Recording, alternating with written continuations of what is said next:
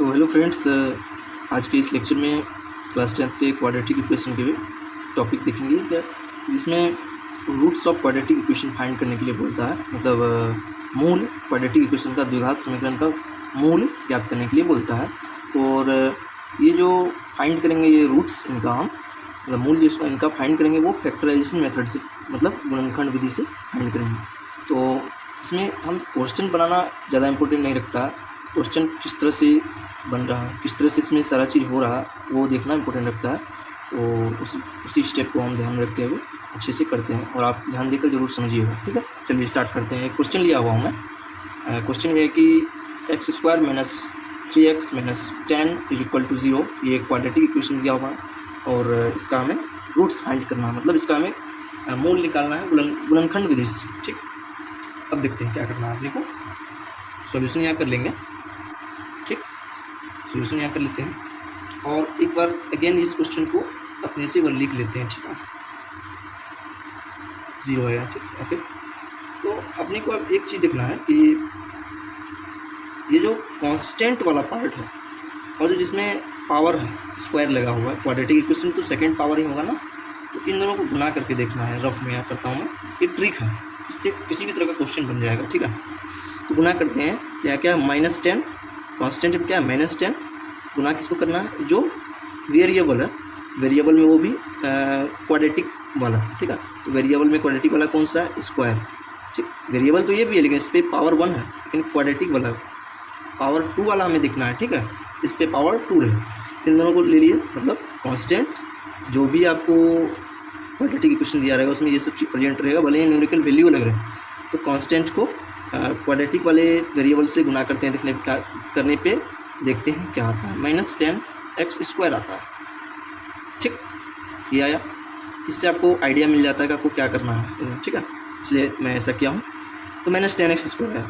अब आप ये दोनों का काम अभी किए थे, इससे भी पता किए कि इसको गुना करने पे कितना आ रहा है, ये भी ध्यान रखना।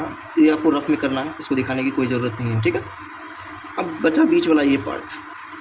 आपको ये चीज़ दिमाग में लगाना है इसमें कि -3x को मैं किस तरह लिखूं जो उसको कैलकुलेट करने पे -3x ही आए, उसका वैल्यू चेंज नहीं होना चाहिए, बट उसको मल्टीप्लाई करने पे -10x² आ जाए।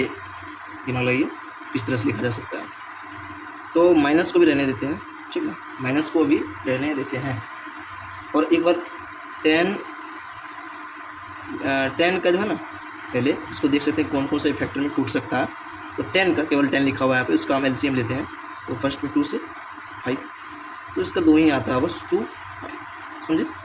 अब क्या करना आपको, आइडिया आपको करना क्या था, यहाँ निकालना क्या था कि आपको -3x को इस तरह से लिखना है कि कैलकुलेट करने पे इसको मतलब जोड़ने या घटाने पर -3x ही आए। फर्स्ट स्टेप क्या करना है, जोड़ने पे या घटाने पे -3x मतलब सेम वैल्यू ही मिले। एंड सेकेंड स्टेप में देखते हैं और गुना करेंगे जो मतलब जो भी 2 फैक्टर मतलब आएगा, जैसे कि 2 फैक्टर है उसको गुना करने पे, तो ये जो अपना निकाले थे इसको गुना करके, तो ठीक है सॉरी, तो इसको गुना करके जो निकाले थे उसका वैल्यू मतलब फर्स्ट स्टेप में प्लस या माइनस करके -3x ही आना चाहिए। दूसरे स्टेप में आपको जो भी अलग करके आप लिखेंगे, इसको किसी भी टाइप से लिखें, उसको गुना करने पे सेम टू सेम वैल्यू ये आना चाहिए। मतलब क्या आना चाहिए, -10x²। अब अगर आपको इतना हिंट मिल जाता है तो आपका क्वेश्चन बनने में बिल्कुल टाइम नहीं लगेगा, बहुत ईजी हो जाता है आपका क्वेश्चन। तो आप इसको इस तरह से लिख सकते हैं x²। अब देखिए ध्यान से, पूरा मज़ा आने वाला है। ठीक, तो इधर क्या फैक्टर मिला था, 2 ही, 2 5 को ही हमको उल्टा पुल्टा करके लिखना पड़ेगा। ठीक है, तो पहले देखते हैं 2 में से 5 को माइनस करते हैं तो -3 आ जाता है। तो मतलब 5 तो नेगेटिव ही रहेगा ना, तो 5x में लेना है। ठीक है, क्योंकि यहाँ x भी है ना, मतलब कैलकुलेट करने पे x भी आना चाहिए ना, तो लिखेंगे -5x, बड़े वाले को पहले लिख लिया। ठीक, अब देखते हैं -5x है। अब इसमें क्या चीज़ ऐड करें या कुछ भी करें जो लास्ट में इनको कैलकुलेट करने पे -3x आ जाए, तो मतलब +2x में ऐड करना पड़ेगा तब ना, -5x + 2x तब ना -3x होगा। अब देखिए एक मैजिक क्या होगा, इनको आप गुना करके भी एक बार चेक कर लीजिए।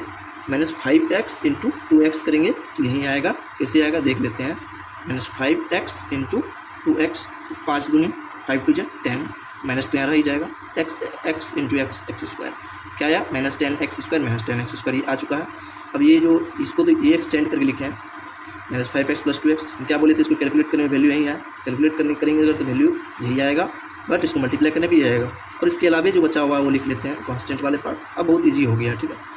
अब इस दोनों पार्ट से x² - 5x से x कॉमन ले लेते हैं, कॉमन ले लें, आप जानते होंगे इस इधर से x कॉमन लेंगे तो एक x यहाँ रह जाएगा, -5x है तो x ले लिए तो -5 रह गया, और प्लस इधर से x नहीं ले सकते क्योंकि इसमें तो x है बट इसमें नहीं है, इसलिए इधर से 2 लेते हैं कॉमन, ठीक। तो 2 लिए 2x था, 2 कॉमन ले लिए तो x बचा, माइनस इधर से 10 था, 2 कॉमन ले लिए तो 5 बचा, तब ना 2 5 जा -10 होगा, इसको फिर से कैलकुलेट करने पे इक्वल टू 0। अब देखते हैं इसमें भी प्लस की साइड x में भी x - 5 प्लस की उस साइड इसमें भी x - 5, तो x - 5 कॉमन ले लेते हैं।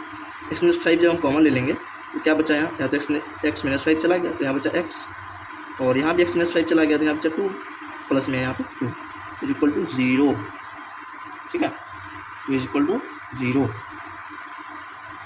अब आप या तो इसको इधर करके इसको इधर करके इसको 0 करके इसका वैल्यू निकालिए, या फिर इसको इधर करके इसको 0 निकालिए। गुना में क्योंकि आप जानते होंगे कि 0 के नीचे जो जाता है वो एक न एक तो 0 होगा। जब हम क्या करते हैं, when x - 5 equal to 0/x + 2, मतलब जब हम इस वाले पार्ट को नीचे भेजें तो हमें क्या आता है x - 5 इक्वल टू, इसको कैलकुलेट करेंगे 0 ही आएगा, क्योंकि आपसे भी इस पर मैं वीडियो बना भी चुका हूँ, तो ऐसा होता है तो 0 ही आता है, ठीक है। तो x का वैल्यू यहाँ कितना हो जाएगा, जब लेफ्ट हैंड से राइट हैंड भेजेंगे तो नेगेटिव है तो साइन चेंज होकर पॉजिटिव हो जाता है, x का वैल्यू 5 मिलता है, लेकिन केस 1 ही हुआ है, ठीक। दूसरा भी हो सकता है ना, इसमें x + 2 इस साइड भेजें 0 के नीचे, तो इसको इस बार ये भी तो कर सकते हैं कि इसको इधर रख के इसको इधर भेज दें, तो इसका वही चेक कर रहे हैं, तो 0 फिर वैन में लिख देते हैं जब सेकेंड केस हुआ, ठीक है। जब 0 क्या हुआ, x - 5 ये 0 हो जाएगा, x + 2 इक्वल टू 0, देन +2 को उधर भेजेंगे तो -2, तो हमें रूट्स मिल चुका है, ठीक है, हमें रूट्स मिल चुका है।